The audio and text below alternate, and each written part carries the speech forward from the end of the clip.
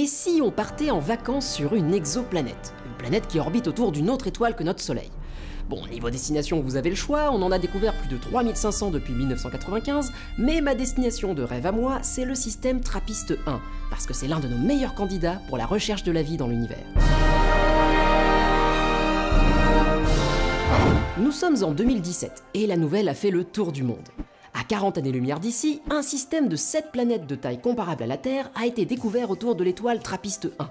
Cette découverte est le fruit de plusieurs années de mesures réalisées par le télescope belge TRAPPIST, basé au Chili, et le télescope Spitzer, basé dans l'espace. TRAPPIST 1, c'est une étoile plutôt différente de notre Soleil. Elle est 12 fois moins massive que lui, beaucoup plus froide et à peine plus grosse que Jupiter. On appelle ce type d'étoiles des naines rouges ultra froides, parce qu'elles sont petites, elles sont rouges et elles sont froides, tout simplement. Le système TRAPPIST 1 se révèle être tout à fait exceptionnel. Ces 7 exoplanètes sont toutes plus proches de leur étoile que Mercure l'est du Soleil, ce qui fait qu'une année sur un de ces mondes dure entre 1 jour et demi et 20 jours terrestres selon la planète. Ce qui en fait le meilleur plan possible pour vos fêtes d'anniversaire. En fait, ces planètes sont si proches de leur étoile qu'elles sont toutes probablement en rotation synchrone, c'est-à-dire qu'elles présentent toujours la même face à leur étoile, comme la Lune avec la Terre. Ce qui veut dire que sur chacun de ces mondes, c'est le jour perpétuel sur une moitié de la planète et la nuit perpétuelle de l'autre côté. Si ce phénomène de verrouillage gravitationnel vous parle, c'est que vous avez déjà vu notre épisode à ce sujet, sinon c'est ici que ça se passe. Le plus fou dans cette histoire, c'est que 3 de ces planètes, TRAPPIST 1e, F et G, sont dans ce qu'on appelle la zone habitable, c'est-à-dire qu'elles sont juste à la bonne distance de leur étoile pour que l'eau à l'état liquide puisse exister à leur surface. Si elles étaient plus proches, l'eau se vaporiserait, et si elles étaient plus loin, l'eau se mettrait à geler. Petit point vocabulaire. Quand on dit qu'une planète est dans la zone habitable, ou zone d'habitabilité de son étoile, ça veut pas forcément dire que la planète est habitée, ni même qu'on va forcément y trouver de l'eau. Elle nous dit juste que si la planète est rocheuse, et qu'elle possède une atmosphère, alors il existe une chance qu'elle ait de l'eau à sa surface. Nuance. Alors qu'est-ce qu'on sait réellement des planètes du système TRAPPIST 1 ? Là, vous vous imaginez certainement de belles images comme celle-là, avec des détails partout et des couleurs chatoyantes. Sauf que ça, c'est des images d'artistes auxquelles on vous a habitué. En vrai, on n'a aucune idée de ce à quoi elles ressemblent. Ce que les astrophysiciens observent en pratique, c'est ça. Évidemment, tout de suite là, c'est pas sexy. Ce graphique, c'est le résultat d'une méthode de détection d'exoplanètes assez particulière, qu'on appelle la méthode des transits.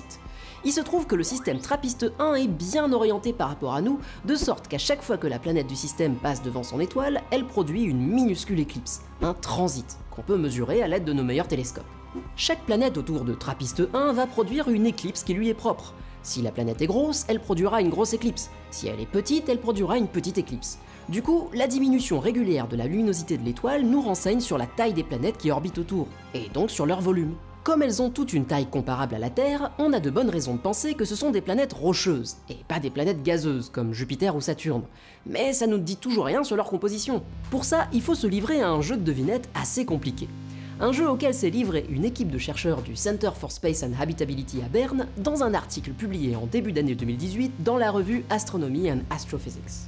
Dans cette étude, les chercheurs se sont servis du fait que les planètes autour de TRAPPIST 1 sont toutes très proches les unes des autres. Du coup, elles interagissent fortement entre elles par le biais de leur gravité, ce qui fait que les transits de certaines de ces planètes ne sont pas parfaitement réguliers.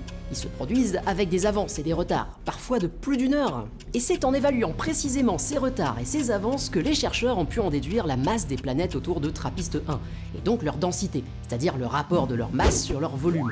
Ils ont utilisé pour ça des algorithmes qui permettent de prédire la probabilité de milliers de scénarios différents pour la formation du système TRAPPIST 1, histoire de déterminer quels scénarios étaient les plus probables pour expliquer leurs orbites. Les résultats de cette étude laissent à penser que les planètes de TRAPPIST 1 sont toutes probablement rocheuses et qu'elles pourraient être composées en partie d'eau. L'une de ces planètes est particulièrement prometteuse, TRAPPIST 1e. Elle semble être légèrement plus dense que la Terre, avec un noyau de fer comme la Terre et une taille similaire. Des simulations climatiques réalisées par une équipe franco-belge en 2017 ont même montré que si TRAPPIST 1e montre toujours la même face à son étoile et qu'elle possède suffisamment d'eau, alors elle aura forcément des étendues d'eau liquide à sa surface, et ce, quelle que soit la composition de son atmosphère. Aujourd'hui, en termes de taille, de densité et de quantité de rayonnement qu'elle reçoit de son étoile, TRAPPIST 1e c'est la planète la plus similaire à la Terre que l'on connaisse, ex aequo avec Proxima b, qui orbite autour de la naine rouge Proxima du Centaure, l'étoile la plus proche de notre système solaire, à seulement 4 années-lumière d'ici. Et ça fait quand même un peu rêver. Le gros avantage des naines rouges comme TRAPPIST-1, c'est que leur durée de vie se compte en milliers de milliards d'années. En comparaison, la durée de vie de notre Soleil se compte en dizaines de milliards d'années. Du coup, une vie complexe aurait largement le temps de se développer dans les parages. Et puis, les naines rouges constituent près de 85% des étoiles de notre galaxie. Du coup, si de la vie peut se développer autour de ces étoiles, ça voudrait dire que la vie est un phénomène potentiellement très commun dans l'univers. Mais, et évidemment il y a un mais, le revers de la médaille, c'est qu'au cours des premiers milliards d'années de leur évolution, les naines rouges ont une vie beaucoup plus agitée que les étoiles comme le Soleil. Leur surface est notamment régulièrement secouée par de violentes éruptions stellaires, qui peuvent doubler leur luminosité en l'espace de quelques minutes. Ces bouffées d'énergie sont assez puissantes pour arracher les électrons aux molécules de l'atmosphère des planètes voisines. Les particules alors chargées de l'atmosphère deviennent plus vulnérables à être éjectées dans l'espace lors des tempêtes stellaires, ce qui finit par éroder l'atmosphère sur le long terme. Sans atmosphère pour se protéger, les rayons ultraviolets issus de l'étoile peuvent alors stériliser la surface de la planète et la rendre hostile au développement de la vie.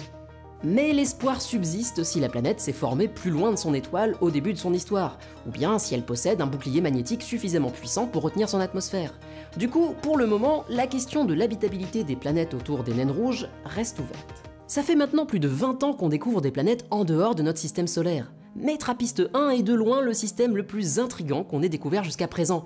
Et ironiquement, c'est le système de planètes rocheuses qu'on connaît le mieux après le nôtre, même si on n'en a aucune image directe. La prochaine étape, c'est de sonder avec précision l'atmosphère de ces planètes, si elles en ont encore une, pour savoir si elles contiennent les ingrédients chimiques intéressants pour l'apparition de la vie, comme le carbone, le méthane, le dioxygène ou encore l'eau.